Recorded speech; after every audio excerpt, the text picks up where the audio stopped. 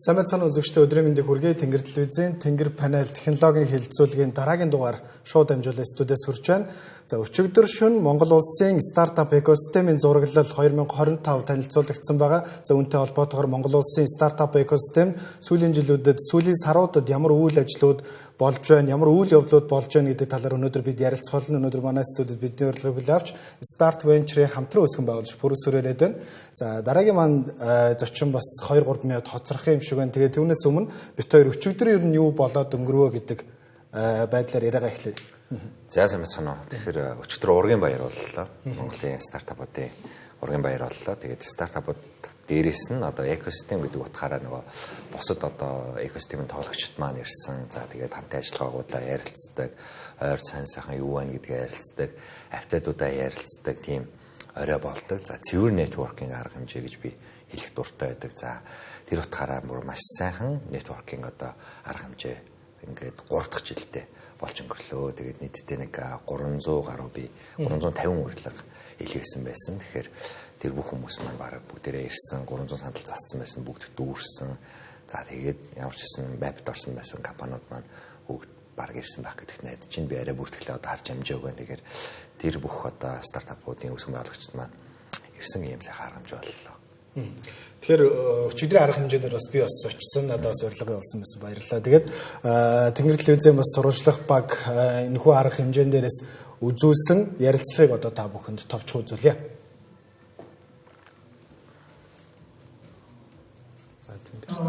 Ер нь бол Монгол төдийгөө глобал түвшинд бол хагарал явсан.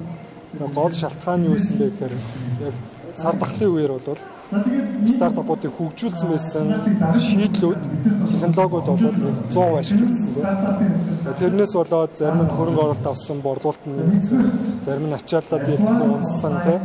Энэ бол аюул том шалгарал байсан. За тэрнээс бид нар юу сурч авсан бэ гэхээр маш олон төрлийн одоо технологийн шийдлүүдийг гүйцэтгэж чаддаг баг нь чаддгүй нь гэдгийг одоо яг экосистем дотор ажиллаж байгаа бид нар ойлгож авсан. Тэрнээрээ бид нар тулгуурлаад өнөөдрийн шийдвэрүүдээ гаргахдаа өөрсдөө хөгжүүлэх тэр компаниудыг сонгож авахдаа маш нухацтай хандж байна. Хөрөнгө оруулагч нар ч гэсэн англ төвшөнд хуваарь хөрөнгө оруулж байгаа хүмүүс ч гэсэн маш их нухацтай харж байна. Туршлагацсан байна. За тэгээд түрүүний хэлснээр зарим салбарууд маань бол шинэ салбарууд дээр бид нар технологиг хэрэгжүүлэх тэр төлөвлөгөөг гаргаад групп компаниуд орж ирж байна. Энэ маань бол эргээгээд стартапууд маань харилцагтаа өндөр стандартыг тавьж өгч байгаа учраас дээр нь бид нартэйгээ шууд хамтраад ажиллаж байгаа учраас тэгээд энэ map дээр орж иж байгаа компаниудыг ч гэсэн шалгаруулж оруулахдаа нэлээх өндөр цензур тавьж байгаа учраас тоо бол нэмэгдэхгүй. Гэхдээ бол чанарчаад явж байгаа гэсэн. Яг бид хэдэд хүний нөөцийн асуудлууд гэж байгаа. Гэхдээ хүний нөөц маань чадварчж байгаа, хөгжиж байгаа.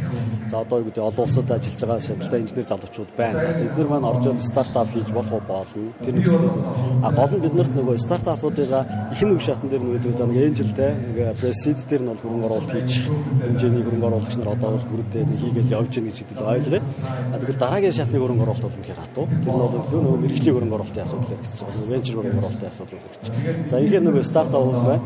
Хоёр дахь раунд дээр хөрөнгө оруулалтаа татчих чадахгүй байх, хөрөнгө оруулалт санхүүжилтөнд бүрдэхгүй байх, нөгөө хэлэх шатаа хийж чадахгүй байх гэдэг шалтгаанаар их стартапууд төлөвлөх болж байгаа. Тэгэхээр нэг айдиа байна. За гоё залуу олж чана. За тэрийг хөгжүүлээд нэг прототип гаргачлаа.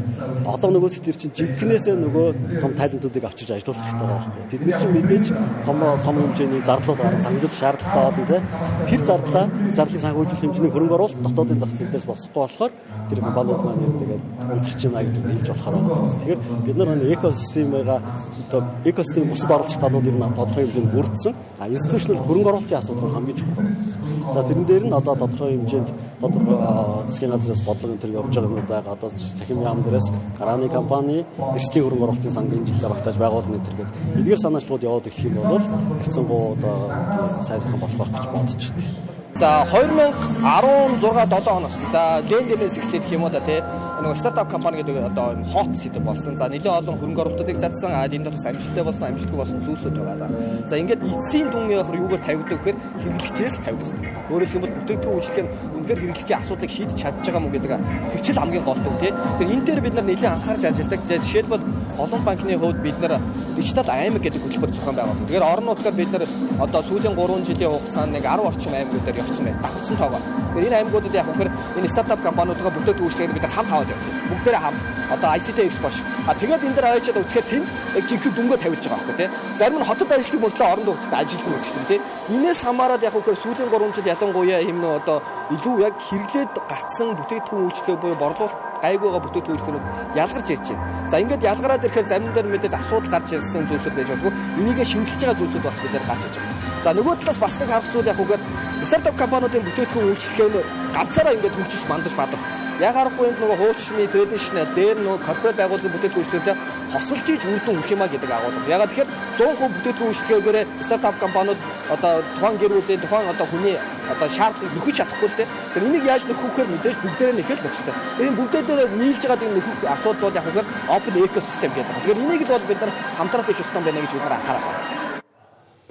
Студид иргээ тавтамаар үзэгчтэй дөнгөж сая та бүхэнд өчигдөр шөнө танилцуулсан зураглалын арга хэмжээндээр за илтгэл тавьсан илтгэгч нарын бас өөрсдийнхөө Монгол улсын стартап аптай холбоотой үзэл баримтлал за ямар байр суурьудтай байгаа гэдгийг бол та бүхэн дөнгөж саяхан сонссон баг. За бид нар студидтэй яриагаа үргэлжлүүлээ. Өнөөдөр манай студид за E-гэрээгийн хамтран үүсгэн байгуулагч Жавхлан бас ирээд байна. Өдрийн мэндийг хүргэе.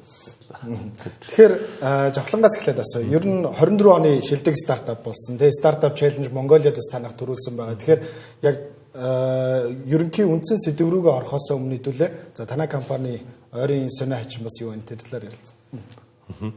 Баярлалаа. Тэгээд манай компани болохоор E-гэрээ гэдэг компани байгаа. Тэгээд манай E-гэрээ гэдэг төсөл маань өөрөө юу хийдэг төсөл вэ гэхээр энэ гэрээ, бичиг баримт энэ компаниудын хамгийн гол амин сүнс болсон энэ зүйлийг цахимжуулъя гэж. Цахимжуулахдаа орчин үеийн технологийн дэвшилтэт аргачлалууд болох тоон гарын үсэг, блокчейн технологи дээр хадгалах, хиймэл оюун ухаан ашиглаж гэрээ бичих, орчуулах гэх мэтчлэн ингээд бүх энэ гоё технологийн дэвшлүүдийг leverage хийж гаргаж ирсээр илүү онцлог болсон. Тэгээ бүжигээс сухад ер нь 6 дахь одоо зураглал гэх үү те яг нөгөө бүр анх гарснаас тавцсан бол ер нь 6 дахь удаагийн 6 дахь удаагийн. Тэгэхээр ер нь бас түрүүний яриандаа дурдчихсан 300 гаруй стартапууд байгаа гэж байна. Гэхдээ цар тахлын дараах үед бол ер нь анзаарч байхад Монголд стартапууд шинээр маш олноороо үүсгэн байгуулагдчихсан. За түүнээс хойш 4-5 жил өнгөрсөний дараагаар ер нь шинэ стартап сүүлийн 1 жилийн хугацаанд бол бас төдийлө харагдсангүй. За нөгөө талаас нь экосистем маань маш том өөрчлөлтүүд орж байна. Тэгэхээр миний асуух гэдэг асуулт юу вэ гэхээр ер нь энэ Монголын стартапын хөөсрөлт хагарсан гэж бодож байна. Чиний хувьд юу гэж бодож байна? Хөөсрөл хагарна гэж бас яг ярьж болохгүй л байна. Чинийх амар хөөсрөөдсэн зүйл байхгүй шүү дээ. Чинь яг жинхэнэ л бизнесүүд байсан. Яг хөөсрөл гэдгийг бас хүн болгоо өөрөөр харах байх гэж бодож байна. Яг харгуу нөгөө ковидын дараа стартапууд нэмэгдсэн. Яг гэвэл тэр чинь нөгөө нэг асуудлууд их үүссэн байхгүй. Тэр утгаараа стартапууд нэмэгдэх буюу одоо шийдлүүд нь эргээд за тэгвэл наа асуудал гарч байгаа чинь ийм шийдэл байна. Онлайн коллеж чадахгүй бол надад ийм шийдэл байна. Хүргэлтэн дээр асуудал гарсан тэгвэл надад ийм шийдэл байна гэдэг маш олон шийдлүүд эргээд гарч ирсэн гэдэг чинь нөгөө нэг шинэ компаниудынхаа тоонд л нэмэгдэжсэн гэсэн үг л дээ. Тэгэхээр энийг бас шууд хөөсрөл гэж бас хэлж болохгүй байх гэж би бодож байна. За тэгээд одоо болохоор ер нь юу ажиглагдаад байгаа вэ гэхээр магадгүй энэ одоо бүх оронд л бас ажиглаж магадгүй байх бус стартаптай одоо бус орны стартап экосистемуудад. Тэгэхээр манай одоо экосистемийн ингээ зураглалаа ингээ харах юм бол энэ жишээ нийтдээ нэг 22 компани 22 компани нэмэгдэж байгаа. Тэрнийхээ хэрээр бас нөгөө талдаа манайх чинь хасж явдаг байхгүй компаниудыг бид нар одоо жишээ нь үйл ажиллагаагүй болсон компанийг маптай бид нар оруулаад байдгүй. За энэ одоо 2022 оны жишээ нь map байна тийм. Тэгэхээр эндээс дараагийн хэрэгтэй хэссэн ба. Тэгэхээр 20 хэдэн компани бас лого энэ хасагдсан гэсэн. Одоо жишээ нь хамтын офис гэдэг хэсгээс Moffice гэдэг лого жишээ нь хасагдчихж байгаа. Тэгээд гэх мэтчлэн ингээд нөгөө зөвхөн компани ш тийм. Hub Innovation Center маань одоо зөвхөн байраараа болоод одоо зөвхөн өөр газараар ажиллаж байгаа гэдэг ч юм уу нэг янз бүрийн лаптоп үзэндээ орж байгаа бах. Тэгэхээр ийм байдлаар логонууд хасагдаж нэмэгдээд нийтдээ нэг 20 хасагдал 20 орсон гэсэн үг л дээ. Тэгэхээр нэг тооны хувьд бол алдагдаагүй. За зүгээр дотор компанийн хувьд бүтцүүдийн хувьд бол өөрчлөлтүүд мэдээж ингээ ороо явсан байгаа. Тэгээд маппing стартапуудын тоон нэмэгдэхдээ нэг сонирм биш. Энэ бол өөрөө чанартай байх нь чухал. За тэгээд энэ байгаа стартапууд маань дараагийн магадгүй өөр map руугаа ороод явах нь магадгүй чухал байх гэж бодож байна. Тэгээд хамгийн гол нь чи өөрөө энэ map-ыг бид нар гаргаснараа зөвхөн зураг нь энэ зурган дээр бүгдээрээ зангиддаг. Хамгийн гол нь тэр өдөр networking хийх Тэгээд дээрэс нь энэ network гэж өөрөө маш хүчтэй шүү. Бид нар цөөхөл хийж гисэн нэгэнтээ мэдээлэл маш сайн синержи хийж солилцож чаддаг шүү гэдэг одоо утга агуулгыг одоо үр дүнг гаргах нь одоо энэ зураглалын гаргаж байгаа бас нэг том шалтгаануудын нэг байдаг. Өчигдрийн арга хэмжээндээ бас хүмүүстэй ярилцж байхад ер нь сүүлийн жилүүдэд манай стартап экосистемийн бүтээгдэхүүн үйлчилгээнүүд илүү чанартай болж байна. Илүү залуучууд өөрсдөө туршлагажаа дараагийн төвшөнд ирж гин гэдэг ярианууд маш их гарч байлаа. Тэгэхээр гирэгийн хувьд бас ер нь чанартай бүтээгдэхүүнийг бий болгохын тулд та бас юун дээр анхаардаг вэ? Та хэд юм бас хамгийн гол нууц юу байна? Блокчейн байна уу? Хиймэл оюун байна уу? Ийм шин трендүүд байна уу? Эсвэл өөр нэг суур зүйлийг та хэд олж харж байна уу? Ер нь гэрээ гэдэг project бол манай компанийн хувьд анхны project биш. Манай компани өмнө нь Yeshimen за тэгээд Octagon гэдэг блокчейнтэй холбоотой крипто бирж NFT marketplace хөгжүүлж байсан. Тэгээд тэрний дараагийнх нь гэрээ байхгүй. Тэгээд манай анхны нэг project-ууд болохоор дандаа л яг хүмүүст тулгарч байгаа хэрэгцээ, шаардлага, асуудлуудыг олж хараад тэгээд тэрэн дээр хэрхэн шийдэж болох боломжтой байна. Бид нэр тэрийг нь шийдэж чадах билүү гэдэг ийм brainstorming дээрээс үнэлж байгаа.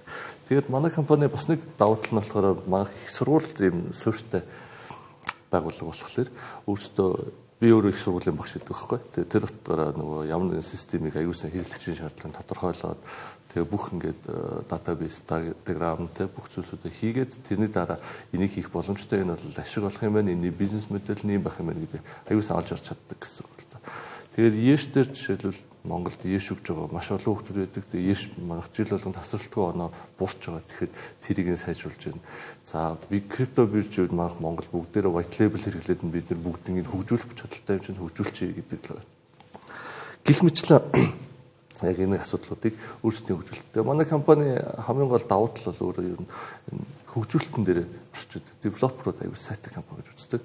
Тийм болохоор ямар ч байгууллагын ямар ч асуудлыг өөрсдийн хөгжүүлэлтийн арга барилаар шийдэж өгч байгаа гэсэн. Тэгээ одоо яг энэ гэрэн дээр ч гэсэн бид нар банк санхүү УТК за тэгээд бүх категориудын асуудлуудыг шийдэж яваад байгаа их давуу талтай. Тэр пүүжигээс сохот 24 онд заас дөнгөж сая ярианад орж эм офс хаагдсан байгаа. За мөн эм старс өөрсдийнхөө шинээр бойжуулах хөтөлбөрөө бас энэ жил авахгүй гэдэг бол аль биесээр зарлалсан байна. За хотын төвд байсан Hub Innovation-ы салбар бас хаагдж байна. Тэгээд хотын захад бас байгаа нэг салбар. Энэ мэтчлэн бойжуулах одоо энэ хөтөлбөр явуулж исэн cowork одоо ийм хамтын офсууд маань өөрсдөө хаагдаад тий нөгөө талаас бид нар бас яаж өөрсдийнхөө шинээр гарч ирж байгаа стартапуудыгаа бойжуулах вэ гэдэг асуудал урган гарч ирж байгаа шиг байна. За бидний хөрш болох Казахстан улс болохоор одоо энэ Google, Microsoft-ийн хөтөлбөрүүдтэй хамтраад өөрсдийнхөө стартапуудыг бойжуулж байгаа гэдэг ч юм. Бидний хувьд ямар гаргалгаа байгаа гэж чиний хувьд харж байгаа. За эхлээд ямар ч 2025 оны зураглал маань хавтад хийгээд QR гаргачлаа. Энийг боломжтой бүгдээ дэлгэц рүү бас харуулад за үзэж байгаа хүмүүс маань 2025 оны зураглалтаа танилцаарай. За яг үнэ одоо яг Казахстан улс бол өөрсдөө аягүй амбицтай хөдлөлөө шүү дээ. Тийм маш амбицтай хөдлөлөө сүүлийн жилүүдэд ялангуяа акселераторуудыг маш сайн хийгээд Google акселераторыг тултал нэгээд за Монголоос ч гэсэн компаниуд явж оролцсон бүртгүүлсэн. За тэгээд бид нар одоо баг Төв Азийнхаа одоо хаб нь болёо, түн болёо, ишээрээд манайх дээр оролцооч бид нар дэмжийа гэдэг одоо баг мессежүүдийг нэлээд тараагаад тэр нь ч гэсэн айгүй амжилттай болж байгаа шүү. Тэгэхээр манай улсын хувьд яг бид нар хамгийн түрүүнд нөгөө нэг анхаарах хэрэгтэй нь бид нар нэг юм өнөө маргааш нэг шууд л юникорн гарч ирэх гэж байгаа юм шиг ашиж болохгүй л дээ. Энд чи өөрөө маш урт хугацааны тоглоом байгаа даа байхгүй. Тэгэхээр хамгийн түрүүнд ер нь одоо экосистемийн суурь нь юу вэ гэхээр тэр чигтэл хүн одоо энэ чинь стартапыг хүн энэ юникорн гэдэг компани чинь бүтээн. За тэр утгаараа бид нэр чадварлаг боловсон хүчин гэдэг зүйлийг л одоо хийх ёстой. За энэ бол мэдээж бүх салбарууд дээр яригдчих. Тэгэхээр манай салбарт буюу салбар гэхээс илүүтэйгээр манай энэ стартапын ертөнцтэй технологийн ертөнцид хамгийн том яригддаг зүйл нь мэдээж яг энэ чадварлаг хүний нөөц гэдэг л зүйл дутагч байгаа. Тэгэхээр бид нар маш одоо ирээдүйдээ сайн стартап гаргая, мундаг стартап гаргая. За лаглаг одоо боловсон хүчинтэй стартап, хэдэн тэрбумаар үнэлэгдэх стартап гаргая гэж өнөөдрөөс л бид нар бодмоор байгаа бол бид нар одооноос эхлээд боловсон хүчинтэй мэдээж шууд анхаарах хэрэгтэй. Тэгээ энэ дээр бас жохоо дараад юм ярих авах гэж бодож байна. За тэгэхээр боловсон хүчинтэй анхаарах гэхээр шууд 10 жилийн хүүхдэд очиод стартап заагаад ах юм шиг юм ойлгогдоод байдаг л та. Энэ бол ерөөсөө биш. За тэр хүмүүст entrepreneurial mindset буюу одоо entrepreneur хүний сэтгэлгээний тэр сэтгэлгээг суулгах, асуудлыг хараад тэр хүн яаж шийдэл боловсруулдаг гэдэг юм хүний сэтгэлгээ шүү дээ. Тэр нэг шийдэл хийгээд байгаа энэ entrepreneur гэдэг хүмүүсийн. Тэгэхээр тэр сэтгэлгээг одоо суулгах тэр хөтөлбөрүүд байд юм уу, сургалтууд байд юм уу, тэр хүний чанартай боловсруулчин бэлдэх байж болох бүх бид нар арга хэмжээг л одноос эхлээд авах юм бол эн чинь жил болгоно л ажлын тавцан дээр хэдэн мянгаар залуучууд гарч ирж байгаа шүү дээ. Энд чинь л бидний боловсруулж болохоор бид нар хамгийн түрүүнд боловсрол дээр анхаарч иж бидний дараагийн тэр хаба байгуулах уу, олон улсын хөтөлбөрөөр оруулж ирэх үү гэдэг асуудлууд маань гоё яригдчих эхлэх байх гэж бодож байна. Тэр жоохон асуух танай компанийн хувьд бас өөрсдөө хүний нөөцийг яаж бэлтгэж чинь яг одоогийн байдлаар хичнээн хүний нөөцтэй байна. Энийг тэлхийн тулд эсвэл залуучуудаа илүү чадварлаг болгохын тулд бас ямар бодлого баримталж байгаа. За манай компани одоогоор 27 орчим хүнтэй. Тэрний 19 орчим нь хөгжүүлэгч нар байдаг. Тэгээд ер нь бол түрүүн хэлсэнчлэн би нөгөө их сургуулийн багш гэдэг агуулгаараа айгу сайн оюутнуудаа санал тавих замаар ерөөхдөө олж авдаг. Тэгээ мэдээж ямар ч их сургууль төгссөн оюутан өөрөө ажлын байран дээр гараад шууд тэр продуктыг хөгжүүлэх чадваргүй байж байгаа. Тэгэхээр тэрэнд нэг хагас жилээс 1 жилийн хугацаанд ерөнхийдөө дадлагжих, код бичиж сурах, ер нь байгууллагын соёл дээр ер нь нэг код бичих гэдэг нь яг юу гэдгийг тэрийг ойлгох иймэрхүү асуудлууд байгаа. Тэгээд энэ нэг процессыг даван туулсны дараа яг жинхэнэ девелопер болж байгаа юм л. Тэгэл яг шин төгсөж байгаа хүмүүсээс жуниор түвшнээс нахуулаад тэгэл сениор түвшин хүртэл явна. Хамгийн гол нэг тулгараад байгаа асуудал болохоор энэ стартапуудын үед цалингийн асуудал. Девелоперууд ч одоо хамгийн өндөр цалинтай баг болчиход байна шүү дээ. Тэгэнгუთ жишээ нь манай мөсийн төгсөж байгаа хүүхдүүд дөнгөж гараад л том байгууллага дээр 3,500,000 гас эхэлдэг ч юм уу те. Тэгээд сениор түвшинлэг орохлоор 5,500 болчдөг. Гэтэл одоо манай нөгөө компани ч тэрийг нь яг тэгж өгч чадахгүй. Эхлээд бид нэр сургана, тэр учраас тэр хүртэл танаас нэг 2 сая төгрөг хүртэлх цалинтайгаар явна гэдэг ч юм уу те. Тэгэхээр одоо яг стартапын гол пэйнүүд нь энэ дээр эхэлж байна. Тэгээд ер нь технологийн стартапын хамгийн гол зардал чинь өөрөө нөгөө хүний нөөцийн зардал гэж байна. Өөр бусад зардлууд нь харьцангуй гайгүй тэгээ хүний нөөцийн зардал нь өөрөө гэдэг өсөөлөдөг тэгээд ялангуяа энэ IT дээр бүр илүү өсдөг. Тэгээд бид нэр ерөнхийдөө тиймэрхүү байдлаар яг диплом дээрээс нахуулаад хүүхдүүдэд сургаал тэгэл хамдаг. Тэгэхээр бүжигс энгийн бейсик юмнуудын талаар бас асуухад ер нь энэ шинээр байгуулагдаж байгаа стартапуудын хувьд за шинээр хөрөнгө оруулалт татахад пай хуваах гэдэг нэг ойлголт өгдөг те. Одоо өөрсдийнхөө компани хэдэн хувийг эхний хөрөнгө оруулагчтай өгөх үү, дараагийн хөрөнгө оруулагчтай эдийг санал болгох уу. Тэгээ би нэг судалгаа хийгээд ChatGPT-г бас нэлээд асуулаа л да. Тэгээд Монгол стартапуудын судалгаагаар явуулахад 3-ны 1 нь за ихэнхдээ 60-30%-ийн анхныхаа хөрөнгө оруулагчдад санал болгочдөг. Тэгээ цаашаагаа ингээд шат хэмжээд явахаар энэ нь улам төвөгтэй бол. Тэгэхээр энэ тал дээр бас чи зөвлөгөө өгвөл бас ямар зөвлөгөө өгөх вэ? Тэгэхээр бид бас нэг харьцуулт хийгээл тоонуудыг харахаар одоо pre-seed, seed гэвэл бидний ихэнх шатны стартап гэдээ ярьдаг те. Тэр шатанда за Монгол стартапууд маань одоо ер нь seed рүүгээ орохдоо нэг тэрбум төгрөг босгох юм байна. 1 тэрбумын үнэлгээтэй байд юм байна гэж ярьж байгаа. Босгодог биш буруулчлаа шүү. 1 тэрбумын үнэлгээтэй. За тэгэнгүүт ер нь нэг дунджаа 30% өгдөг эхний хөрөнгө оруулагчтай буюу одоо эхний байдлаар 300 сая төгрөгийн хөрөнгө оруулалт аваад 300 сая төгрөгийн хөрөнгө оруулалт аваад тухайн компани 1 тэрбумаар үнэлэгдэж байгаа, баталгаажиж байгаа тийм. Тэгээ цаашдаа ингээд тоонууд нь ихсээд багасаад ингээд цаашдаа явдаг гэсэн эхний байдлаар бол ийм судалгаа бид нар гаргасан ба.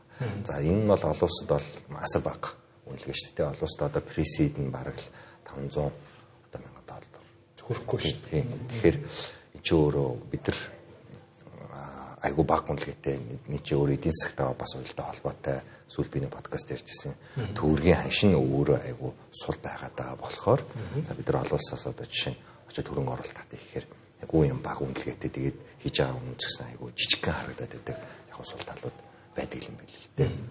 За тэгээ хөрөнгө оруулалт ер нь босдоо бид юу анхаарах хэрэгтэй вэ гэхээр хөрөнгө оруулагчаа манай одоо YB-ийн хөрөнгө оруулагч баг мөн байна уу юу гэдгийг харах хэрэгтэй. Shark Tank дээр 4 хүн суугаад 4 өөр персонатай хүн суучдээ шүү дээ, тэ.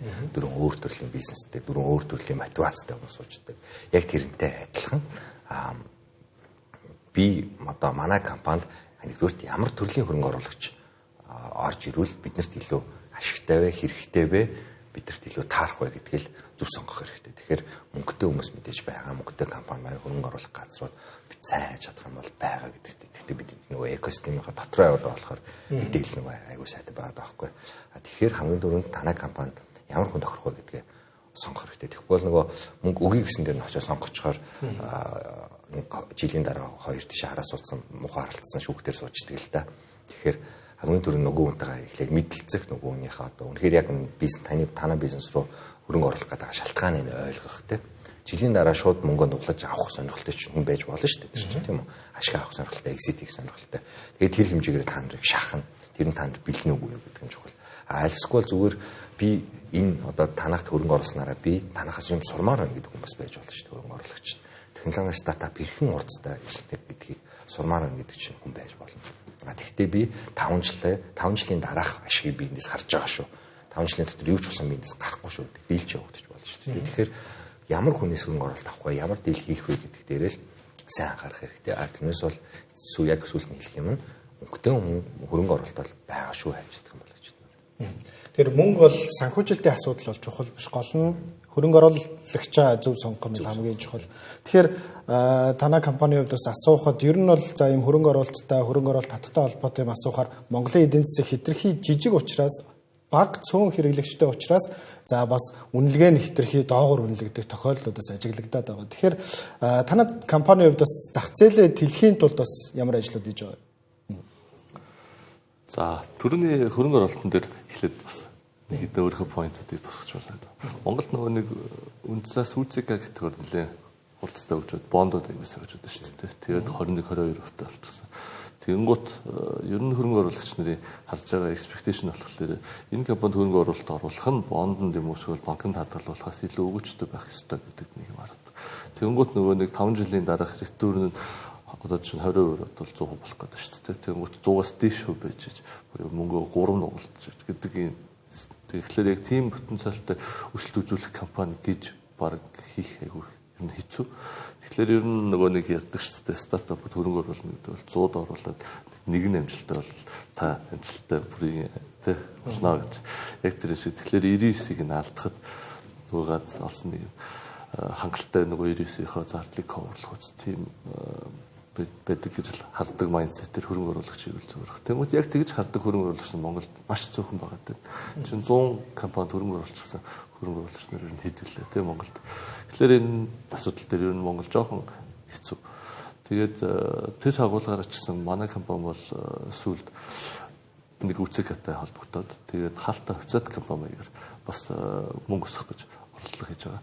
Тэгэнгუთ энэ өөрөө бас их зүгээр юм лээ. Тэгэнгუთ бид нарт ерөөсөө энэ залуучуудад стартапынханд тэр мэдлэг нь бийдэг бол хөрөнгө оруулагчтай уулзах хэрэгтэй, мөнгө авах хэрэгтэй, тэгжээж бид нэр бүх энэ зардлыг coverлох хэрэгтэй гэж хараад байдаг. Гэхдээ өөр яаж мөнгийг босгож болох вэ? Тэгэнгუთ нөгөө уулзах ихлээр уусаа уулзах хүмүүс бас их цөөхөн шүү дээ. Нэг гарын 10 багтахаар. Тэгээ нөгөөтэй уулзлаа нөгөөлөл нь мараг оруулахгүй дээ. Тэгэхээр гэдэг энэ өөр боломжуудыг нь бас гаргаж ирэх. Тэгээд нэг үндэсний бас нэг юм фанд маягийн байгуулалттай стартапаа дэмждэг. Тэгээд татвараас нь хөнгөлжүүлдэг гэдэг. За одоо яг яасан даа. Тэрээс зүгж байлаа.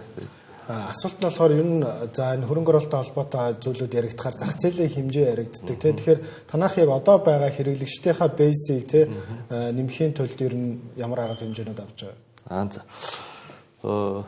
Бид нар ерөнхийдөө гэрээний системийг 2024 оны 2 сард гаргаад тэгээ олон нийт танилцуулаад тэгээд хүмүүсээс аягүй их survey судалгаанууд авч ирсэн л дээ. Тэгсэн чинь нэг юм гарч ирж байгаа. Танаа дээр байгуулсан гэрээг төрийн зөвшөөрөх юм уу? Шүүхтээр хүлээн авах юм уу? Энд нэгээд байгууллагуудаар авахлаар болох юм уу? Ажиллах юм уу? Тэгэнгუთ бид нэр эсэргээр нь төрийн байгууллагаас эхэллээ. Тэгээд төр нь ямар нэгэн гэрээг манайхаар дамжуулаад иргэд рүү гэлгээд эхлүүл итгэлцэл үүсэж эхэлчих юм. Угаасаа энэ ингэж илгээдэг юм чинь энэ ажиллах юм байна гэдэг хүмүүс итгээд эхлэх юм байна гэдэг өнцгөөрөө боловсролын яамнаас эхлээд тэгээд сая энэ жил бид нэр боловсролын яамтайгаа хамтраад бүх цэцэрлэгийн хүүхдүүдийн эцэг их асран амгуулагчтай байгуулах суралцах гэрээгээд ийм гэрээг ийм Монголиа дотроос захимаар явуулдаг. Ийм шийдлийг боловсрол амжилттай хэрэгжүүлсэн. Тэгээд ингэснээр жишээлбэл бид нэр цогтой богдуулын 4.1-тэй тэнцэх хэмжээний мод тарихаас жишээлбэл аварсан бахна. Цаас үйлдвэрлэхийн бол номод таардаг шүү дээ. Тэгээд бид нар боловсролын салбарт ингэж ороод энэнийхээ ачаар Монголын бүх цэцэрлэгийн захирлууд манайхыг хэрэгжилж үзээд тэгээд энээсээ цаашлаад нөгөө Edu10 Pearson гэдэг англи хэл математикийн хөтөлбөр Монголын 10 жилийн сургууль дээр орсон. Тэрний гэрээг нь болохоор бас манайхаар дамжуулж хийгээд тэгээд тэр нь хөдөө орон нутагт байгаа бол Улаанбаатар бүх 10 жилийн сургуулиуд гэдэг.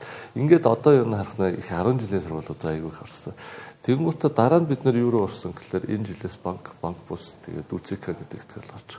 Тэгэхээр ерөнхийдөө яг нөгөө нэг энэ таргет маркета дайрахта яг нэг юм тодорхой маркет барихгүй болохоор бүгдэнд нь хэрэглүүлнэгээд дарихлаар бид нар маркетингийн хувьд ч тэгх зардал байхгүй, тэгээд боломжтой байхгүй, хүний нөөц нь ч гэсэн хангалттай тийм их үйл их боломжгүй байл л дээ. Тэгэхээр яг нөгөө нэг маркет селект хийж сонгоод тэгээд яг тэр маркетаа зориулсан маркетингаа хийгээд тэгээд хүмүүс нь бодлолтой хийгээд листтэй гаргаад уцтаад гэдэг юм уу. Тэгэхээр жохоо сая хөрөнгө оруулалтын сангийн талаар дурдж шүү дээ. Тэгээ өнгөрсөн сард цахим хөгжил харилцаа холбооны яамнаас за стартап экосистемийг дэмжих хөрөнгө оруулалтын санг ер нь байгуулна гэдэг бол аль биесээр зарласан байгаа. Тэгэхээр энэ дараагийн ажлууд нь бол хийгдэж байгаа гэдэгт бол найдаж байна. Тэгэхээр Пүүжигээс асуухад ер нь энэ хөрөнгө оруулалтын сан ямар байвал илүү ашигтай юм бэ? Энэ экосистем сүүлийн 10-аад жил бас идэвхтэй ажиллаж байгаагүй хүний хувьд бас гадаад дотоодын туршлагууд бас юу байна? Бусад орнуудаас яаж хэрэгжүүлдэг юм бэ? Энэ хөрөнгө технологид чиглэсэн энэ хөрөнгө оруулалтын сангуудыг. Тэгээ хөрөнгө оруулалтын сан маань ингээд ямар ч сан бүрдэж байна. Тэр бол ингийн бах. Тэгээд зохицуулалтын хувьд бол ажлууд нь бол хийгдэх баг. Тэгэхдээ тэрийг одоо хэн төгөх вэ гэдэг дараагийн асуудал байна тий. Ямар стартапуудыг яаж санхүүжүүлээд яаж нэндээс үр дүнгийн гарах вэ гэдэг чинь л хамгийн том ажил нь тэр байхгүй тий. Тэгэхээр одоо бусад орнуудыг хараад байхад бүгдээрээ одоо манайх шиг улс орнууд ч юм уу хөтөлбөргүй газрууд яагаад вэ гэхээр хөтөлбөрөө дандаа гаднаас авч байгаа. Тэгэхээр энэ стартап гэдэг тоглоом ч өөрөө бас өөр газар үүссэн тоглоом байгаа даа шүү дээ. Тэгэхээр тэр нь арай илүү дуршлагтай гэдэг утгаараа чадвартай газрын одоо хөтөлбөрийг аваад бүр яг тэр хөтөлбөрөөр нь эндээ хэрэгжүүлдэг. Нутгшуулна гэдэг монголчлон зонгочлон гэдэг нэг дунд нь өөрсдийнхөө юмыг оруулаад байх шаардлагагүйгээр яг тэр хөтөлбөрөөр нь Google-ийн програмыг яг Google-ээр нь авчираад бид нэр Google-ийн акселераторыг энд нь хийгээд за тэндээсээ гарсан компаниудаа ч юм уу тэнд шалгарсан компаниудаа бид нэр сангаас хөрөнгө оруулдаг ч юм уу тийм зарчмаар явах хэрэгтэй гэж байна. Тэгэхээр энэ дээр сан нь бол байгуулагдах хэрэгтэй тэр хүмүүсээ цаашдаа ингэж явах байхаа. Тэрэн дээр нэмэх нь хамгийн гол нь хин төгхгүй гэдэг тэр нэг тэдрийг боожуулах тэр хөтөлбөр нь агуу чухал бах. Тэгэхээр тэр хөтөлбөрийг бид нэр өөрсдөө зохиохоос илүүтэйгээр бүр маш сайн гадны хөтөлбөрийг аваад эхний бараг 5 жилдээ ч юм уу эхний 3 жилдээ тэр хөтөлбөрийн гадны менторуудтай бид нар хамтарч ажиллаад тэр менторууд чинь маш тоглоомгүйгээр юу найран дундаа бишээр тэр стартапуудыг шахах байх. Тэгж шахаад стартапуудыг цаашаа дараагийн хөтөлбөрт нь оруулаад явах байх л та. Тэгэхээр энэ дээр бол сан дээр илүү би нөгөө хөтөлбөрийн чухал гэж бодож байна. Тэгэхээр үргэлжлүүлээд чанартай бүтээгдэхүүн, чанартай технологийн бүтээгдэхүүн ер нь яаж хийх ёстой юм бэ гэдэг талаар ярилцъя гэж бодож байна. Тэгэхээр ер нь сүүлийн үеийн залуучуудын трендийг хараад тахаар за нэг хэсэг блокчейн гэж бүгдээрээ шуурлаа. Одоо хиймэл оюун гарч ирж байна. Ямар тренд хаашаа байна? Яг тэнд хөрөнгө оруулалт санхүүжилт байгаа гэдэг нь үнэн. Гэхдээ яг тэр залуучууд тэр шинээр гарч ирж байгаа стартап тэн дээр бас амьд үлдэж чадах уу гэдэг маань өөрөө арай нэг өөр асуудал болчиход байгаа. Тэгэхээр чанартай бүтээгдэхүүнийг гаргахад ер нь энэ стартапууд маань бас юун дээр алдаад байна гэдэг талаар хэдүүл ярилцсан. Y-ийн хувьд бас өөрсдийнхөө дараагийн вершнуудыг гаргаж авах өмнөх вершнуудаас та нар бас юу суралцж байна? Тэргээ бидэндээ олцсон. Тийм. Ерөнхийдөө яг энэ дээр бол нөгөө нэг MVP бүтээгдэхүүн гэж байдаг шүү дээ. Хамгийн MVP-гээ маш хурдан гаргах. Ер нь бол хамгийн гол нь хурд болчиход байна шүү дээ. Тэгээд зах зээлд хамгийн хурдтай гаргаад хамгийн хурдтайгаар нийлүүлээд тэгээд ажиллаж гэнэ үгүй юу тестлээд тэгээд ажиллахгүй болвол болиулаад гэдгээ ингээд хурдтай хийх хэрэгтэй байдаг. Хурдтай хийхгүйгээс болоод ямар асуудал үүсдэг вэ гэхлээр чинь бүтэн жилжингээ хөгжүүлээд амар нүсэр юм хийчдэг. Тэгээд нүсэр юм хийсний дараа нөгөөх нь хэд чирэггүй зүйл байдаг ч юм уу те. Тэгэхээр судалгаагаа сайн хийгээгүй тэгээд дээрэс нь аягүй удаан хөгжүүлсэн зүйлсүүд юм. Тэгэхээр манай стартапуудын хувьд бол маш хурдтай хөгжүүлэх хэрэгтэй. Тэгээд маш хурдтай зах зээл нийлүүлэх хэрэгтэй. Тэгээд эргэлдүүлэл авах хэрэгтэй. Тэгж ижил юм гэж хэлэх. Пүүжигэд. Тэг яг үнэ одоо нөгөө MVP-г болохгүй байгаа бүтээгдэхүүнийг удаан хөгжүүлэх нь өөрөө асар том баг эрсдэл واخгүй болохоос илүүтэй. Тэгэхээр хурдан гаргаад хурдан болохгүй бол хурдан бойл гэдэг одоо баахан зөвлөгөөнүүд өгдөн шүү дээ стартапт. Яг тэрнтэй адилхан одоо бид нар компаниуд бүтээгдэхүүнийг гаргаад хурдан туршаад хурдан тэрийгэ сайжруулад хурдан pivot хийгээд явах нь энэ дээр хамгийн чухал байдаг л та. Тэгээд одоо тэр pivot хийгдэлтэн дээр нь одоо AI оруулж ирж байна уу, блокчейнээ оруулж ирж байна уу, тэр нь бол хамаагүй байхгүй. Яг бүтээгдэхүүн үйлчлэл нь тэр тухайн хэрэглэгчийнхаа асуудлыг шийдэж чаддаг болох нь л чухал болохоос биш. Ямар одоо үйлчлэгээ ашиглаад байна гэдэг нь бол ямар технологи ашиглаад байна гэдэг нь бол тухайн цаг үеийнхаа трендийг мэдээж дагаал тэгээд явна шүү дээ. Тэгэхээр хурдан гаргаад тухайн бүтээгдэхүүнийг хурдан дурших нь бид нар дурших чинь гээд жил нууж аваад гаргаж ирээд харсан чинь нөгөө блокчейн дуусан дараагийн AI гараад ирсэн гэдэгтэй адилхан дараагийн давлгаанууд нь гараад ирсэн байдаг л да. Хэрэглэгч чинь өөрөө одоо энэ технологийн ертөнцид хэрэглэгч өөрөө маш одоо олдоход хэцүү. Гэхдээ нэг авчих юм бол маш үнэнч. Тэгээ технологи маш сайн мэдрэмжтэй, өндөр мэдрэмжтэй. Технологи гарч ирлээ харлаа. Ялангуяа монголчууд бол гарч ирлээ харлаа, туршлаа. Иймэрхүү аппликейшн юм байна гэд дараагийнх нь цаашдын үйлчлүүд өмнө орох боломжтой. Тэгэхээр Монгол бол ялангуяа Монгол хэрэглэгчд маань өөрөө аюулгүй туршиж чаддаг болохоор энэ дээр давуу талууд бас үүсдэгтэй. Тэгээд Монгол хэрэглэгчдийг одоо технологийн хувьд бас нөгөө жижигхэн газар бид нар бас амьдарч байгаа утгаараа нэг хэрэглэгчийг худалдаж авах өртөх нь бас баг гэж гардаг энэ дээр.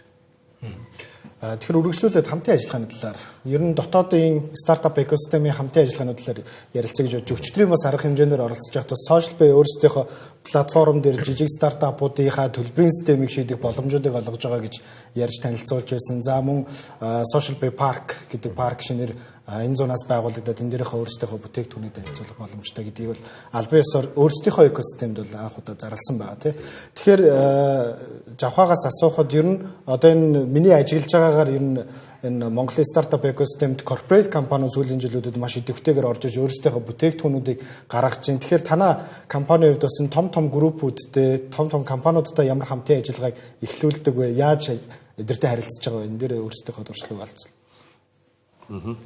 Энэ дээр ерөөхдөө нэгдүгээрт яг энэ өчигдрийн болдог стартап экосистем мап гэдэг арга хэмжээ шиг ийм community based арга хэмжээнд олон зохиогдвол их гоё гэж боддог. Ягаад тэгэхээр ийм арга хэмжээнд дээр яг боддороо уулзалтаад нэрийн уудсаа солилцоод гар бариад нэг 2 3 пи уугаад ингээд гоё ярихлаар синержи үсээд тэр нь дундаас яг хамт ийм дээр ингэж болох юм байна гэдгээ нэг шийдчих юм бол гэдэг зорилго. Тэгмүүд яг энэгээр иймэрхүү арга хэмжээнд дээрээс эхлүүлсэн яриа нь өөрөө яг айгүй гоё коллаборашн болцсон кейсүүд айгүй олон байгаа байхгүй. Жишээлбэл манай нэг team кейс нь болохоор UBCAP манайх хоёр чинь одоо UBCAP бараг сард 3000 орчим гэрээ цахимаар хийгдчихэв. Тэгээд бүх жолооч нартай байгуулдаг гэрээ, бүх тэр UB Eats-ийн гэрээ, бүх delivery-гийн гэрээ бүгдээрээ ингээд цахимаар хийгдээд эхэлчихсэн. Тэгээд UBCAP манай хоёр бол одоо маш гоёор энэ зүйл төр хийж байна. За жишээлбэл 10 жилийн сургуулиуд бас яг ийм арга хэмжээнд дээрээс энэ манай системийг олж мэдээд технологи хэрэглэж эхэлсэн байна. Жишээ нэг сургууль 1200 орчим эцэг эхтэй байгуулдаг гэрээгээ өмнө нь цаасаар хийдэг байсан. Тэнгуут эцэгчүүд нь бүр ингээд 8 сараас ихсүүлж гэрээгээ хийя гэж хэлтлээд тэгээд 12 сар хүртэл ингээд уун цүн гэж байгуулдаг байсан. Би гадаадд байна. Би завгүй байна гэдэг шалтгаан. Тэнгуут тэр нь ингэ болчих байсан биш тэгээд. Тэр яг энэ бүх юмнууд бид нар ингээд яг ийм борлуулалтын нэг 2 хүн уцаар яриад ч юм уу очоод ч юм уу буршуур тараагаад ч юм уу гэхээс илүүтэйгээр яг ийм community based арга хэмжээнд дээр ярилцж хагаад гэдэг өсчдөг ийм тохиолдлууд их байдаг. Монгол бас нэг хоёр дахь зүйл нь болохоор танилаараа гэж нэг байдаг шүү дээ. Тэнгуут тэр даргатай танилцуулаад өгч одоо ингээд голомтын тэр даргатай гэдэг агуулгаар танилцуулж бүтсэн бас ер нь ийм коннекшнуд аягүй сайн коннекшн болоод байдаг. Иймэрхүү юм тарагддаг. Бүжигээс сухад сая бас ярианыхаа ихэнд дорж чинь ургийн баяр болоод өнгөрлөө технологийн салбарын тий. Тэгэхээр чи бас энэ одоо community-г анхлан бүрдүүлэгчдийн нэг хүний хувьд бас яг энэ community-гийн бас сүнс нь юу гэж хардаг вэ? Яг гол зүйл нь тий.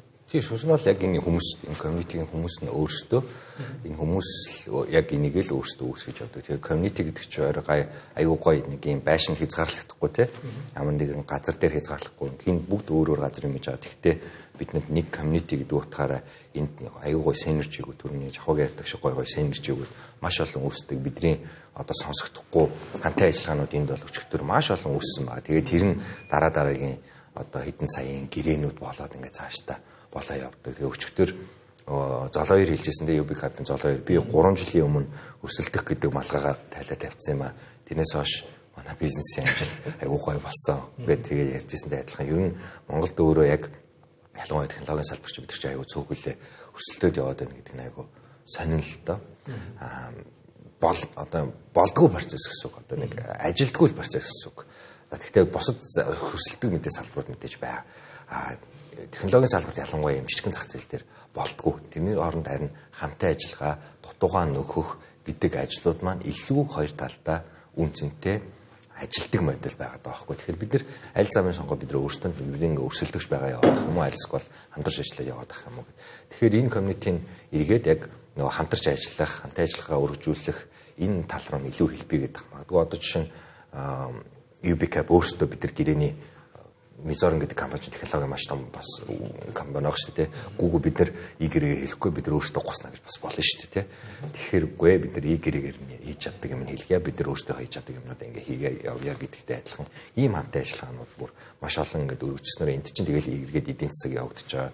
Эргээд эндээс сайн чанартай тэр стартапууд нь гарах магадлал бид нар улам ихсгэл байгаа гэсэн үг байхгүй. Тэгээд мапыг гаргаж байгаа энэ одоо энэ community байгаа нэг шалтгаан нь сүүл би зүгээр хувьдаа юу гэж бодсон бэ гэхээр 20 жилийн дараа нэг хүүхэд гарч ирээд маш итвч хармаалттайгаар хүүхэд шамаагүй итгэхгүй те 30 гарсан хүн ч 40 гарсан хүн хинч байж болно гарч ирээд өөрийнхөө санааг айгүй пашнтай үүсгээд эргээд таарсан чинь өмнө нь Монголд ийм community байсан шүү жил жилийнх нь стартапууд ийм шүү тухайн жилийнх нь шилдэг стартап ийм компани байсан шүү ийм coworking байдаг шүү гэд харахад ийм их гоё түүхтэй гоё жижигхэн ч гэсэн гоё түүх бүтээсэн экосистем байх юм бол ямар гоё вэ? Тэр хүн нэг дуулах хантай те очоод уулзах хүнтэй ийм ертөнцийг бүтээчих юм бол бид нар ямар гоё вэ гэж би бодож ирсэн. Тэр утгаараа бид нар яг энэ уулзалтыг хийгээд явдаг энэ мапыг жил болгон гаргаад явдаг. Тэгэхээр ирээдүйд тэр гарч ирэх залуучуудаа зориулдаг гэж хэлж болно гэсэн үг.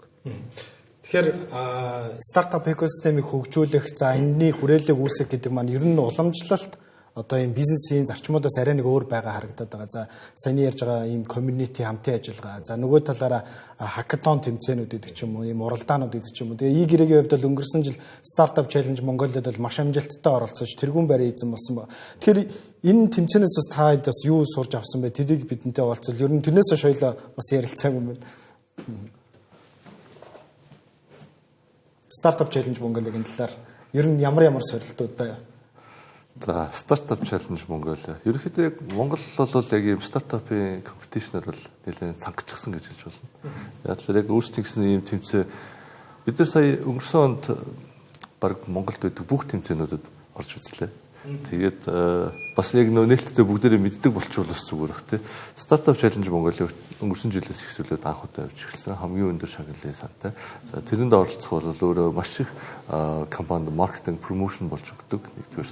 Хоёрдугаарт нь болохоор компаниуд нөгөө менторуудтай хамтарч ажилладаг учраас тэрэн дээрээс нөгөө өөрсдийнхөө компани олж хараагүй сул талуудыг маш их хардаг.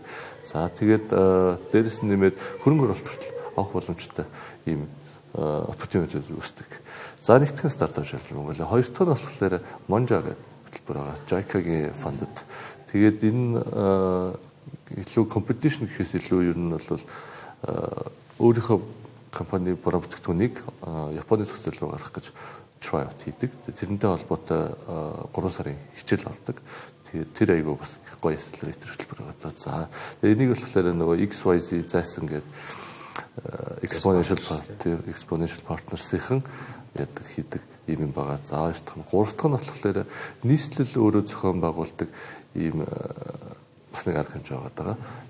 Чаглалын сан 20 сая төгрөг хүртэлх гэдэг баг. За тэгээд тэрний дараагийнх нь EBRD байгаа. EBRD жил болгон бас 5 стартап сонгодог. Тэгээд тэрэн дээр нэг 50,000 Star Venture гэдэг. Тэр нь болохоор нэг $50,000 орчим төгрөгийн фандыг тэгтээ эхлээд өөрсдөө гаргаад тэгээд EBRD-аас буцаагаад нөгөө инвойсоор авдаг маяг. Ингээд дахиад нэг юу үлдээч вэ? 5 л байна гэж тоолоодсэн. Ерөнхийдөө нэг юм 5 тэмцээн байна. Бүгдээрэнд нь оролцох хэрэгтэй. Монгол стартап эхэлж байгаа л тэгээд бүгдээрээ айгүй гоё. Тэгээд цаг зарцуулна их ядарна. Тэгтээ бүгдээрээс нь юм сурна айгүй хэрэгтэй. Тэгээд айгүй мундаг менторууд айгүй их зөвлөгөө олон талаас нь Монгол гадаадтай. Тийм ээ. Тэгэхээр үргэлжлүүлээд энэс гадна бас жижиг хакатонууд маш олон болж байгаа тийм 10-20 саяын шагналын сантай. Тэгэхээр бүжигээс дэлгэрүүлээд асуух очоос хэд хэдэн хакатон улсын тэмцээнүүдээр ментор хийж байгаа харагдчихсэн. Тэгэхээр ер нь манай залуучууд шинэ технологи руу хэр орох сонирхолтой байна. Ер нь 5 жилийн өмнөхийг харахад. За яг одоо ингээ 2025 онд харахад гэдэг ч юм уу ямар өөрчлөлтүүд харагдчихэ. Тэгээ би ч өөрөө бүр яг хакатоноор хүмүүжсэн хүн байхгүй юу. Startup Weekend Mongolia гэдэг Монголд анх одоо манай ах нар зохион байгуулаад энэ дээр нь би анх волонтер болж ороод энэ ертөнц рүү альтэрсэн хүн байхгүй. Тэгэхээр тэр бол нөгөө хакатон гэж нэрлэгддэг Techstars гэдэг олон улсын хөрөнгө оруулалтын Америкийн сан тэрний зохион байгуулдаг хөтөлбөр одоо Монголд бид нар нийтдээ бараг 100 гаруй Startup Weekend-ийг зохион байгуулсан гэж ярьдаг. Тэндээс төрсэн стартапууд ч гэсэн байдаг. Одоо түрүү ярьжсэн нөгөө UB Cab-ийн маань Startup Weekend дээр танилцсан хүмүүс жишээ байдаг тийм. Тэгэхээр хакатон өөрөө маш олон өгөөчтэй. Хакатоноос одоо сүүлийн яг зохион байгуулж байгаа зарим хакатонуудыг харахад бүгд биш шүү. Бид буруугаар ойлгоорой. Зарим хакатонуудыг харахаар зарим нэг байгууллага дотроо бас зохион байгуулж байгаа харагдаад байдیں۔ Зорилгоо айгүй буруу тавиад байдаг. Тэр нь бид нэр 2 хоногийн дотор эндээс шууд стартап гаргаж авна гэж зориод байдаг. Энэ өөрөө хамгийн эхний том буруу зорилго. 2 хоногийн дотор хизээч супер төгс компани гардаг байхгүй. Хакатоны хамгийн том зорилго юу байх вэ гэхээр юу байх ёстой вэ гэхээр хүмүүсийг inspired болгох. Хүмүүст ингээд итгэл нэмэх, эний чинь хийж болтын биш үү гэдэг. Тэгээд тэр нэг хагасаа бүтсэн болгоно ингээд нэг гэрте бодон дээр хөвдөг байсан хүнийг 2 хоногийн хугацаанд өөр төсөл дээр ажиллуулахаар тэр хүний чинь толгой тархин сэргээд эн чинь нэр асуудлыг ингэж харж болтын биш үү? Ийм багаар ажиллаж болтын биш үү? 2 хоногийн хугацаанд яагаад ингэж хийж болохгүй гэж гээд сэтгэлгээний хувьд жишээ нь тэр чинь өөр болоод юм хийх inspired болж байгаа байхгүй тэр хүн. Тэгэхээр зорилго хакатоны зорилго юу байх вэ гэхээр тэр хүнийг богино хугацаанд чи юм хийж чадна шүү гэдэг нэгдүгээр тэр inspire-ийг л өгөх. За хоёрдугаар талаар тэр хүмүүсийг хооронд нь мэдээж танилцуулах, бас нэг тэр нэг community-г үүсгэх. Тэгээ гуравдугаар тэр менторуудтай танилцуулах. Дөрөвдүгээр энэ өөрөө одоо тэр шахаж байгаа өөрөө хурд байгаа. Тэгэхээр тэр ментор нь яагаад менторыг уулздгүй менторыг яагаад тэр оруулж ирээд байгаа. Тэр цагийг хэмнээд шүү дээ. Гарч хоол идэх цагийг хэмнээд хакатон дээр хоолыг авчиж өгöd шүү дээ. Тэгэхээр тэр бүх цагуудыг хэмнээд богино хугацаанд та нар юм хийгээд үзээч. Бүх юмар чинь бид нар хангаад өгье гэдэг ийм зорилготой байхгүй. Тэгэхээр хакатон зохион байгуулж байгаа бүгдээрээ тухайн компани байгууллага байна уу, дотоод байна уу, гадаад байна уу хамаагүй зорилгоо л аягүй сайн гоё тавих хэрэгтэй. Тэгээд түрүүнээсэнчлэн урт хугацааны зорилго ч мэдээж компани гаргах байж болно. Гэхдээ богино хугацаанд хизээж 2 хоногийн дотор би эндээс төгс компани гаргаж авна гэд тэр хүмүүсийг ажиллаа гэдгийг зодоод байж болохгүй байхгүй. Тэнд чинь аз жаргалтай байж тэр хүн чинь гоё орчин хүмүүстэй. Тэгээд тэр гоё аз жаргалтай орчноос гоё санаа гардаг байхгүй. Тэгэхээр тэн дээр бас хакатоны жаа хүмүүс анхаараарай гэж бас зөвлөмөр байна. Тэгэхээр манай экосистемийн хувьд бол маш цөөхөн хэрэглэгчтэй буюу 3.4 сая хүн маань самбар Макста туллаа гэхэд мэдээж энэ хүмүүстэй Максанд тулах боломж байхгүй. Одоогийн манай Монголын стартап экосистемийн хамгийн том тоглогч нарын нэг болох за UB Cab бид нар түрүүнд орж чинь тийм. UB Cab-ийн хувьд бол 1 сая 100 гаруй мянга хэрэглэгчтэй юм байлаа. Тэгэхээр зах зээлээ дэлхийн тулд яалтчгүй хөрш орнууд руугаа гарах шаардлага бол гарчаад байна. Тэгэхээр манай Оросын холбооны улс болон бүгд найрамдахтад ард улс хоёр манай мөнхийн өрш маань өөрсдөө том технологийн тоглогчид. Тэгэхээр ийшээ шинэ бүтээгдэхүүн гаргах хэцүү. Төв Аз руу бас гарах оролдлогууд сүүлийн жилүүдэд ажиглагдаж байгаа. Тэгэхээр E-Gray-ийн хувьд бас энийг бас та юу гэж харж байгаа урт хугацааныхаа та өөрсдийнхөө зорилтонд бас гадаадын зах зээл рүү нэвтрэх ер нь зорилго байгаа юу? Мэдээж байлгүй яах вэ? Угаасаа unicorn болыг гэвэл 3 сая 400 мянган хүн дотор харуул угаасаа тэр баг боломжгүй баг. Тэгээд бид нэр энэний хүрээнд Япон руу хийдэд явж утсан, Сингапур руу бас хийдэд явж утсан, Солонгос, Америк явж утсан. Тэгээд тийм бүх орнуудад л ер нь маш их opportunity байдаг. Тэгээд тэднээсээс илүүтэй ер нь яг Монголын хүмүүст илүү таарахуд нь яг энэ Казахстан, Станы орнууд юм байна. Нэг хоёрдугаарт нь Сингапур бас нэлээд дэжгүй байдаг юм байлээ. Тэгээд мэдээж угаасаа л яг түрүүн хамгийн ихэнд нөгөө стартапыг яаж амжилттай эхлүүлэх вэ гэдэг дээр нөгөө судалгаагаасаа хийгээд гэрэн даалгавраасаа яаж эхлэнэ гэдэг шиг яг хаана гэрээний систем байхгүй байна тэрийг нь тэр орныг судлаад буюу одоо нөгөө том өрсөлдөгчнөр байгаа шүү дээ манай зах зээлд чинь Docker сайн, Adobe сайн. Тэгэхээр тийм том өрсөлдөгчнөр аль болох бороогүй team орныг нь хайж олоод тэгээд тэр орондоо өөрийн бараа бүтээгдэхүүнийг танилцуулаад гээд явах нь зүг багтал та. Тэгэхээр Пүүжигээс би яг 23 оны төгсгөлд бас энэ асуултыг асууж яснаа санаж байна. Ер нь 23 онд Монголын стартапууд гадаадын зах зээл рүү ямар хадгалтуудыг хийвэ гэдэг. Тэр үед бол Colpro бол гадаадын зах зээл рүү гарч ирсэн санагдчих. Ер нь сүүлийн үед өнгөрсөн жил за 24 25 онд бас ямар олон улсын зах зээл рүү гарсан стартапууд байгаа. За яг тийм одоогор бол яг тийм точны мэдээллүүд би бас ойрных сонсоогүй. Магадгүй жоохон бага байсан байж магадгүй. Гадны акселераторуудад оролцсон зүйлсүүдийг би сонсч ирсэн. Мэдээж Казахстан тал руугаа янз бүрийн 2-3 компаниуд явж байгаа байх. Тэгэхээр зүүнд ялангуяа тэр Төв Аз тал руугаа л бас Станы орнууд тал руугаа гэж ирдэг те. Станы орнууд тал руугаа Investcore явж исэн санагдаж байна. Тэгэхээр тэр тал руугаа чиглэсэн үйл ажиллагаанууд болон зах зээлийн тэлэлтүүд Монголоос бас хөдөлж байгаа. Тэнд нэг бас нэг зам гараад байгаа шүү дээ. За cloud цагийн маань бас тийш явж байгаа. Юу ч үлээ cloud-ийн нөгөө компани ч үлээ. Fibo тий. Fibo. Тийм Fibo-гийн базраа бас нэг гоё гэрээ зурцсан байсан. Тэрийг бас удахгүй танилцуулна гэд тэгж байсан. Суурьд бүтцтэй холбоотой. Тийм. Казахстан байсан багтай болсон. Зурсан. Тэгэхээр тэр мэдээлэлүүд удахгүй цацагтаад явах бах. Одоо надад яг тоочны гэсэн мэдээлэлүүд халааг байна. За тэгээд ер нь нөгөө гадны хоёр дахь зах зээл бол Монгол улсад байнга яригдчихийдэг. Тэгээд Монгол улс монголчуудын Монгол үүсгэн байгуулагчдын одоо нэг онцлог нь юу вэ гэхээр анхнаасаа тухайн компани үүсэхдээ хоёр зах зээл бодож үүсгдэг гэдэг нь сонирхолтой ч гэх юм уу тий угаасаа байдаг гэдэг ч юм уу тийм судалгаа байдаг. Одоо чинь магадгүй Солонгосын стартап бол хизээч би хятад руу орно, хизээч би Орос руу орно гэж боддгоо юм байна л. Тэр хүмүүстэй ингээд янз бүрийн конференсүүд дээр очиод танах ингээд олон улсад гарахын төлөвлөгөө зорилт байдгүй өөр хаана ямар улсад үйл ажиллагаа явуулдаг вэ гэхээр гүүгүү тийм юм хизээч нэрээ бодож байгаагүй юм байна штэ гэдэг зүйлүүдийг ярьдаг. Яагаад гэвэл тухайн орн хэдэн 100 сая хүн амтай те 30-40 сая хүн амтай болохоор тэндэл үнэхээр тэр хүмүүсийг хангаж чадчих юм бол тэр компани супер болчих жоох юм. Тэгэхээр Монгол ч гэсэн тэгтээ бас адилхан шүү. Ер нь 3 сая хүнийхээ асуудлыг шийднэ гэдэг чинь өөрөө супер байхгүй.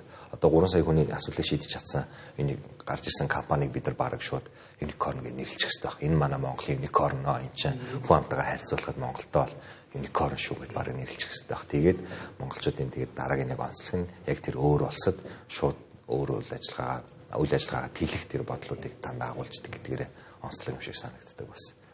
Номадик хүний те нүүдэлж байгаа бас санаж байгаа. Тэгэхээр бид гурван ярилцах цаг өндөрлөж байна. Тэгэхээр 25 онд бас за гэрээ старт venture builder ер нь ямар ажлууд хийх вэ гэдгээ базаад тэгээд ярилцлага өндөрлөе гэж бодож байна. Гэрээгийн хувьд бас энэ жил ямар ажлуудыг төлөвлөж байгаа шинээр бид нар өнгөрсөн хугацаанд 1 жилийн хугацаанд сая гаруй блокчейн дээр бичлэлт хийгдсэн байна гэрээ. Тэгээд одоо тэр нь шалгадаг нөгөө гэрээгээ энэ valid гэрээ мөн үү биш үү гэдэг шалгадаг маш бас бичлэлтүүд явагдаж байна. Тэгээд энэгээрээ дамжуулаад бид нэр олон улс руу гарах тэлэлт гэдгэн дээр блокчейн компаниуд руу их мэйлүүд бас бичиж байгаа.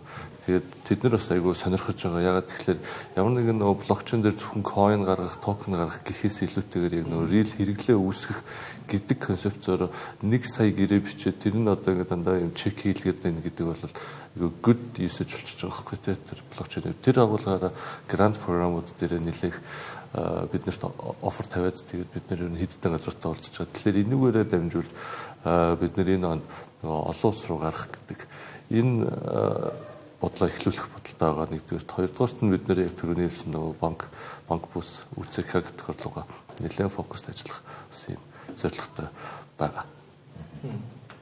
Хүч. За манай старт компаниуд мэдээж судалгаануудаа хийгээд явна, стартапуудтайгаа ажиллаад явна.